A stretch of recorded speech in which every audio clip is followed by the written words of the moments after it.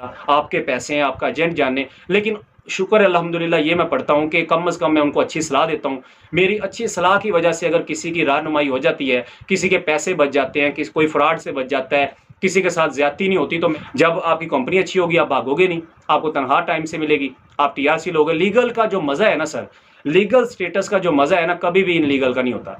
जो इटली पहुंच गए मैं उनको मुबारकबाद तो दे चुका हूं माशाल्लाह से, लेकिन यार इनलीगल बंदा इनलीगल होता है, कोई पता नहीं है बुरे टाइम का कि कब अल्लाह ना करे को बुरा टाइम आ जाए, ठीक है ना। अभी तो इटली असाइलम दे देता है आपको, फिर उसके बाद पुर्तगाल दे देता है असाइलम, लेकिन अल्लाह ना करे कल को ये मसले खत्म हो गए। वहीम अस्सलातु वस्सलामु अलैका या सय्यदी या रसूलुल्लाह व अला आलिका व अस्हाबिका या सय्यदी या हबीबल्लाह। अस्सलाम वालेकुम गाइस, उम्मीद करता हूँ कि आप सब खैरियत से होंगे, मैं भी खैरियत से हूँ। आज का जो हमारा टॉपिक है वो आपके सवाल हैं और मेरे उन पे जवाब हैं।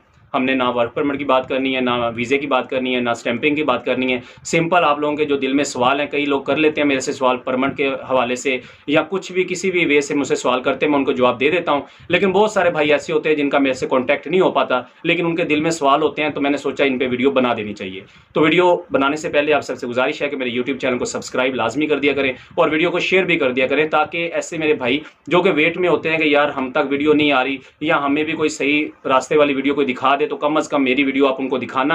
इंशाअल्लाह ताला आपको दुआएं देंगे, गालियां नहीं देंगे।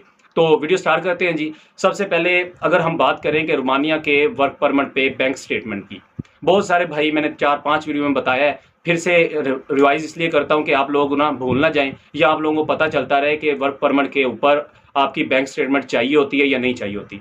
बहुत सारे एजेंट क्या करते हैं, मैं बताता हूँ कि बैंक स्टेटमेंट क्यों चाहिए होती है और कैसे चाहिए होती है। जब आपकी अपॉइंटमेंट ली जाती है ना, तो वहाँ एक ऑप्शन आता है कि आया कि इस बंदे के पास कोई बैंक अकाउंट है या नहीं है, आपके पास कोई स्टेटमेंट है या नहीं है। अगर तो आपका एजेंट वहाँ पे टिक कर दे कि हाँ हमारे पास बैंक स्टेटमेंट है, फिर आपको शो करवानी पड़ती है 4 से 5 लाख की बैंक स्टेटमेंट। बट अगर आपका अपॉइंटमेंट लेते हुए एजेंट वहाँ पे टिक कर दे कि इसके पास कोई बैंक स्टेटमेंट नहीं है या इनके पास कोई अकाउंट नहीं है, तो आपको बैंक स्टेटमेंट की ज़रूरत नहीं होती। तो मैं ये बिल्कुल भी नहीं कह रहा कि बैंक स्टेटमेंट की जरूरत नहीं होती, होती है भाई, बिल्कुल होती है, लेकिन एक ही सूरत में होती है, अगर आपका एजेंट आपके साथ मुखलिस ना हो। अगर आपके साथ मुखलिस होगा तो आपकी स्टेटमेंट आपकी नहीं लगेगी। अगर वह वहाँ पे अपॉइंटमेंट लेते टिक कर देगा कि इस बंदे के पास स्टेटमेंट है, तो फिर आपको लगानी पड़ेगी लाजमी। इसके बाद दूसरा क्वेश्चन ये है कि रोमानिया के लिए मेडिकल की ज़रूरत है या नहीं है। मैंने पिछली वीडियो में बताया, उससे पहले वीडियो में बताया कि रोमानिया के लिए मेडिकल ज़रूरी नहीं होता। ये जो भाई कह रहे होते हैं ना अमजद भाई, कुछ कंपनियों की रिक्वायरमेंट होती है, भाई किसी कंपनी की रिक्वायरमेंट नहीं होती मेडिकल। रोमानिया के वर्क परमिट की मैं बात कर रहा हूँ, किसी और का मुझे नहीं पता, ना मैं बात करूंगा, मैं सिर्फ रोमानिया की बात कर रहा हूँ। रोमानिया के वर्क परमिट के लिए किसी मेडिकल की ज़रूरत नहीं होती। रोमानिया जाने के लिए आपको किसी मेडिकल की ज़रूरत नहीं होती, बेशक वो कोई कंपनी की रिक्वायरमेंट है या नहीं है। अगर आपका मेडिकल हल्का फुल्का होता भी है तो फिर वो रोमानिया जाके ही होता होगा, अदरवाइज पाकिस्तान में बिल्कुल भी मेडिकल की ज़रूरत नहीं पड़ती। जो बंदा भी आपको बोले मेडिकल की ज़रूरत है, उसके छितर उतार के उसके सर में मारे कि मेडिकल तो चाहिए नहीं होता। मेरी तरफ से एक और मारना, ठीक है। 2 चीज़ें होगी। तीसरी चीज़ ये है कि रोमानिया के काम में कितना टाइम लगता है। मैंने एक वीडियो बनाई है इसके ऊपर, आप वो जाकर देख सकते हैं, रोमानिया वर्क परमिट। फिर भी मैं आपको ओवरऑल बता सकता हूं, अगर कोई एजेंट आपके साथ या एजेंसी वाला मुखलिस है ना, 4 से 5, 5 से 6, 6 से 7, इससे ज़्यादा टाइम नहीं लगता। यानी 4 से लेके 7 माह के अंदर अंदर रोमानिया से बंदा फ्लाई कर जाता है, अगर आपके साथ आपका एजेंट मुखलिस है। अगर वो आपके साथ मुखलिस नहीं है तो आपका वर्क परमिट भी 7 से 8 माह में नहीं आता। टोटल टाइम प्रोसेस, मैंने ऐसे लड़के भी देखे हैं जो सिर्फ और सिर्फ 3 से 3 या 3 या 3.5 माह में तकरीबन गए हैं, ठीक है। इतने कम प्रोसेस में भी लोग गए हैं रोमानिया वर्क परमिट पे, तो इतना ज़्यादा टाइम नहीं लगता। सिर्फ ये 100 से 1000 और 1000 से लाख बनाने के चक्कर में ना आपका टाइम ज़ाया करते रहते हैं, सिंपल सी बात है। उसके बाद आ जाता है ये सवाल कि इंटरव्यू ज़रूरी है या कंपनी का अच्छा होना ज़रूरी है। भाई इंटरव्यू भी ज़रूरी है, कंपनी का अच्छा होना भी ज़रूरी है और आपका किस्मत वाला होना भी ज़रूरी है। मैंने बहुत सारी वीडियो में बताया कि कंपनी अगर आपकी अच्छी हो, अगर कोई एक आध सवाल इधर उधर हो भी जाता है तो आपका वीज़ा लगने के चांसेस होते हैं। लेकिन आपका इंटरव्यू बहुत अच्छा हो जाए और आपकी कंपनी अच्छी ना हो तो आपके वीज़ा लगने के चांसेस बिल्कुल ज़ीरो हो जाते हैं, क्योंकि अगर कंपनी ही अच्छी नहीं होगी वो वीज़ा आपको कहाँ से देंगे। तो आप लोगों ने अपने माइंड में ये फिट कर लेनी है बात, ठीक है। उसके बाद बहुत सारे भाई पूछ रहे हैं आजकल मेल्स के ऊपर कि भाई मेल्स नहीं आ रही, मेल्स नहीं आ रही। भाई मेल्स का ऐसे है कि मैंने अलग वीडियो इस पर बनानी है, लेकिन ये इसमें थोड़ा सा बता देता हूँ।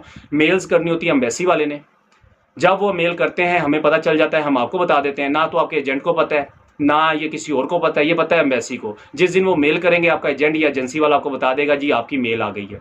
उसके बाद एक और सवाल है जो कि बड़ा इंपॉर्टेंट सा सवाल है कि अगर हमारे पुलिस कैरेक्टर सर्टिफिकेट पे एफआईआर हो तो क्या रोमानिया का वीज़ा लग जाता है या रिजेक्ट हो जाता है। इसमें अभी तक मैं कुछ इन्फॉर्मेशन सही से इकट्ठी नहीं कर सका। ये वीडियो इसलिए बन रही है कि ऐसे मेरे भाई अगर किसी पे एफआईआर थी और उसने रोमानिया का वीज़ा अप्लाई किया है और उसका वीज़ा लग गया तो कमेंट सेक्शन में लाजमी मेरी रहनुमाई करना कि अमजद भाई मुझ पे एफआईआर थी, मैं उसमें बरी हो गया था और मैंने रोमानिया का वीज़ा अप्लाई किया, लेकिन मेरे कैरेक्टर सर्टिफिकेट पे वो शो हो रही थी कि इस बंदे पे ये एफआईआर थी और उसका वीज़ा लगाओ।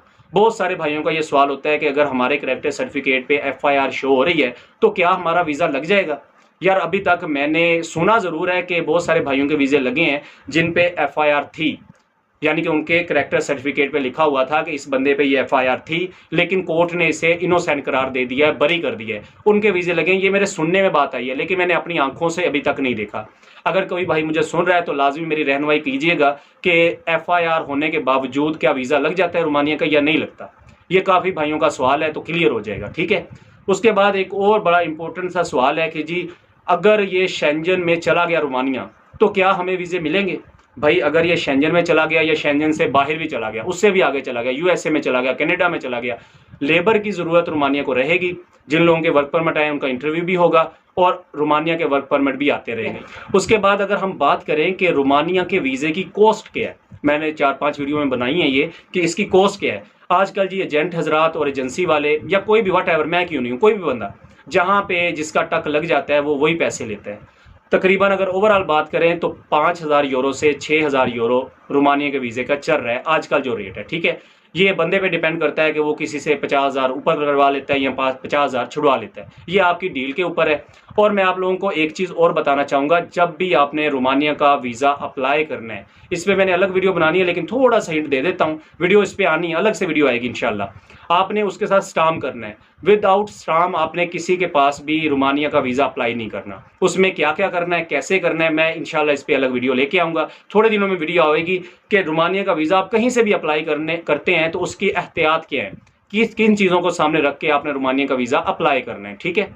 उसके बाद अगर हम बात करें कि रोमानिया का वीज़ा जो आजकल इतना ज़्यादा हमें मिल रहा है, बहुत सारे भाइयों का सवाल है कि मैं भी हैरान हुआ था इतने ज़्यादा वीज़े मिल रहे हैं, इसकी वजूहात क्या है। मैंने पिछली वीडियो में बताई हैं, फिर भी लोग पूछ रहे हैं तो मैं बता दूं कि यार इंशाल्लाह आप दुआ करें।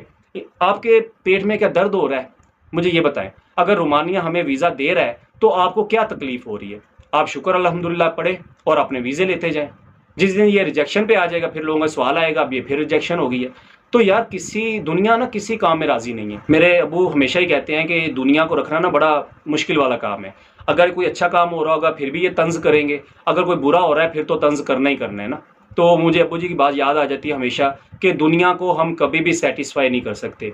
मैं जितना यहाँ बैठ के गला फाड़ लूँ, मैं जितना मर्जी यहाँ पे बोल लूँ, एट द एंड इन्होंने अपने एजेंट की बात माननी होती है। अल्हम्दुलिल्लाह से अल्लाह ताला ने बड़ी इज़्ज़त दी है, आप लोगों का बड़ा प्यार है, लोग पर्सनल आते हैं, पूछते हैं, अपनी राय लेते हैं मेरे से। मैं कौन होता हूँ राय देने वाला, आपके पैसे हैं, आपका एजेंट जाने। लेकिन शुक्र है अल्हम्दुलिल्लाह ये मैं पढ़ता हूँ कि कम से कम मैं उनको अच्छी सलाह देता हूँ। मेरी अच्छी सलाह की वजह से अगर किसी की रहनुमाई हो जाती है, किसी के पैसे बच जाते हैं, कोई फ्रॉड से बच जाता है, किसी के साथ ज्यादती नहीं होती, तो मैं अल्हम्दुलिल्लाह शुक्र अल्हम्दुलिल्लाह पढ़ता हूँ इस चीज़ पे, ठीक है। तो और भी किसी भाई को रहनुमाई की ज़रूरत हो, काफ़ी लोगों की रहनुमाई अल्हम्दुलिल्लाह की जाती है। अगर और भी भाई का कोई मसला हो मुझे पर्सनल टेक्स्ट करे, मैं वेला हूँ। जिस बंदे ने रोमानिया के लिए भाई अप्लाई करता है ना, वो बंदा वेला हो जाता है। और जो बंदा पहले बाहर से होके आया वो पाकिस्तान में काम ही नहीं करता। मैं बाहर से होके आया, मुझे पता है यहाँ पे मेरा दिल ही नहीं करता काम करने को। तो जो बंदा भी रोमानिया के लिए अप्लाई करता है भाई वो बिल्कुल वेला होता है। लोग बोलते हैं कि राना साहब ग्रुप बने हुए हैं, ग्रुप में आप सारा दिन टाइम देते हो, वीडियो भी आप बनाते हो, रहनुमाई भी लोगों की कर रहे हो, मशवरे भी देते हो, सलाह भी देते हो, ये करते हो वो करते हो। भाई कोई काम नहीं करते, भाई मैं कोई काम नहीं करता, बिल्कुल वेला। ना मेरे अबू मुझे काम के लिए कहते हैं, ना मेरे घर वाले कहते हैं। उनको पता है आज नहीं तो कल इसने चला जाना, इससे जान छूट जानी है, तब तक इज्जत मिल रही है तो बस ले रहे हैं इज्जत। तो जो बंदा भी रोमानिया के लिए अप्लाई करता है भाई बिल्कुल वेला होता है, और मैं भी वेला हूँ। ये भी मैंने आपको इसलिए बताना था, काफ़ी जगह पे बातें होती है कि राना अमजद तो वेला है। जी हाँ मैं वेला हूँ, मैं तो खुद कह रहा हूँ। मैंने कब कहा है कि राना अमजद वेला नहीं है, भाई मैं वेला हूँ, मैं सारा दिन वेला हूँ। सारा दिन मेरे पास मोबाइल होता है, मैं मोबाइल पे गपशप लगा रहा होता हूँ, किसी की कॉल आती है अटेंड करता हूँ, घंटा घंटा भी बात हो जाती है लोगों से। सुफियान भाई सुन रहे होंगे, तनवीर भाई सुन रहे होंगे, ठीक है, इरफान भाई सुन रहे होंगे, बहुत सारे भाई सुन रहे होंगे जिनसे घंटा घंटा बात होती है। क्यों होती है, बस वेले हैं जी, वेले हैं तो बात होगी। तो ये वीडियो फिर आप कहेंगे कि क्या चवले मार रहे हैं, तो ये चवले, लेकिन कुछ लोग ऐसे हैं जिनको तकलीफ होती है कि अमजद वेला क्यों है। भाई वेले ऐसी हैं, तकलीफ तो अनू है, क्यों है, असी वेले हैं ना, तो अनू की लगे। तो बस ये थोड़ा सा उनके लिए एक मैसेज था, साइलेंट मैसेज तो नहीं था, वायलेंट था थोड़ा सा, लेकिन होप सो नेक्स्ट टाइम वो बातें करेंगे तो मेरी ये बात अपने जेहन में रखेंगे कि भाई हाँ भाई मैं वेला हूँ, बिल्कुल मैं वेला हूँ। उसके बाद अगर हम बात करें कि रोमानिया पे आ जाते हैं, जो हमारा टॉपिक है कि यार रोमानिया ने जितने वीज़े हमें पाकिस्तानियों को दिए हैं ना, कम ही है कि किसी को दिए होंगे, लेकिन हमने क्या किया है, वहाँ से भागे हैं हम। उसकी वजह भी है, मैं उनको भी गलत नहीं कह रहा जो रोमानिया से भाग गए हैं, मैं उनको भी गलत नहीं कह रहा जो कि हमें वीज़ा दे रहे हैं। बात ऐसे है कि अगर आपको कंपनी अच्छी मिल जाती है फिर तो ठीक है, आप वहाँ रुकते हो, काम करते हो, खाते हो, पीते हो, टीआरसी मिलती है, आपकी फैमिली वहाँ जा सकती है। बट अगर आपकी कंपनी अच्छी ना हो, आपको सैलरी वो ना मिले जो बताई जाए, आपको वो फैसिलिटी ना मिले जो बताई जा रही हैं, या आपको बता के पाकिस्तान से भेजा जाता है, फिर तो जाहिर सी बात है आपका हक बनता है जी जंप करें और भाग जाए वहाँ से। बहुत सारे भाई चले गए, मैं नाम नहीं लेना चाहता, मुझे सुनते हैं, उनका अल्लाह भला करे, माशाल्लाह इटली बैठे हुए हैं, अल्लाह ताला उनको कामयाब करे। तो बात करने का ये मकसद है कि दोनों हाथों से ताड़ी बजती है, एक हाथ से कभी भी ताड़ी नहीं बजती। जब आपकी कंपनी अच्छी होगी आप भागोगे नहीं, आपको तनख्वाह टाइम से मिलेगी, आप टीआरसी लोगे। लीगल का जो मज़ा है ना सर, लीगल स्टेटस का जो मज़ा है ना, कभी भी इनलीगल का नहीं होता। जो इटली पहुंच गए मैं उनको मुबारकबाद तो दे चुका हूँ माशाल्लाह से, लेकिन यार इनलीगल बंदा इनलीगल होता है, कोई पता नहीं है बुरे टाइम का कि कब अल्लाह ना करे को बुरा टाइम आ जाए, ठीक है ना। अभी तो इटली असाइलम दे देता है आपको, फिर उसके बाद पुर्तगाल दे देता है असाइलम, लेकिन अल्लाह ना करे कल को ये मसले खत्म हो गए तो फिर क्या करोगे। इसलिए जो आपका लीगल स्टेटस होता है ना, इसकी बड़ी वैल्यू होती है।